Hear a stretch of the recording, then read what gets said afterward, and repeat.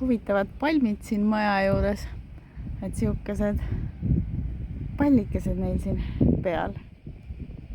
Kas nad on kälbitud sedasi? Aga mina nüüd veedan siin oma viimast poolikut päeva Faiali saarel, et täna lennukiga siis plaan edasi Flodesele lennata. Aga lennuk on 15:25, nii et esialgu jalutan veits. Faiali saare lennujaam, Olta lennujaam. Ja siin lennurada. No paistab täitsa kodanik.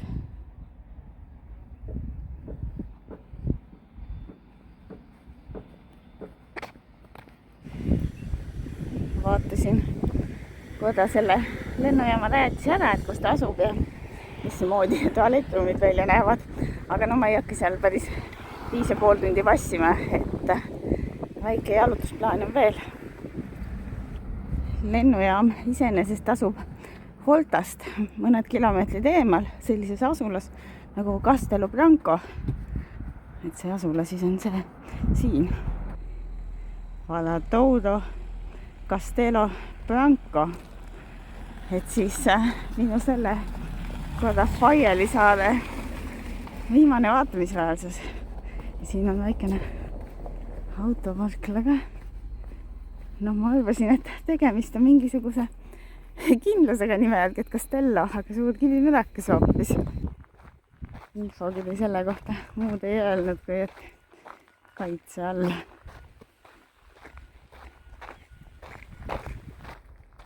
Ahaa, teine infotahvel paistab ka. Et kuidas selline struktuur formuleerus. Laava väga viskoosne, hästi ei valgunud laiali ja siis nende kanalite juurde või teatud kohtadesse, ma ei tea, kuidas see vent nüüd on eestikeelses tõlkes, sinna kuhjus ja tekisidki sellised etteulatuvad moodustused.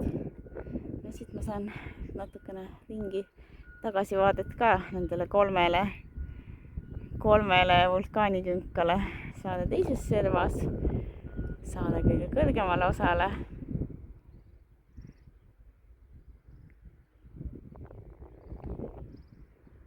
Ja siit väikeselt distantsilt tegelikult minu arvates on isegi parem vaade, kui võib-olla sealt päris juurest. Aga päeva põhiattraktsioon vaadatud. Nüüd tips-taps lennujaama poole tagasi. Teisi ots on siin veits talumaastikud ja ägedad teetööd käivad. Ma ei tea, kas sellepärast, et ikkagi tähtis vaatamisväärsus ja inimesed tahavad siin autoga sõita või mis värk on. Tagasi tsivilisatsioonis Castello Branco linnal. Linne asule uhke kirik, kell ei vaugu ja katkestas mul kohe sõna ära. No nüüd jõuan lennujaama sellise paraja ajavaruga, et asju toimetada, et näha on, et muud inimesed on hakanud ka tulema.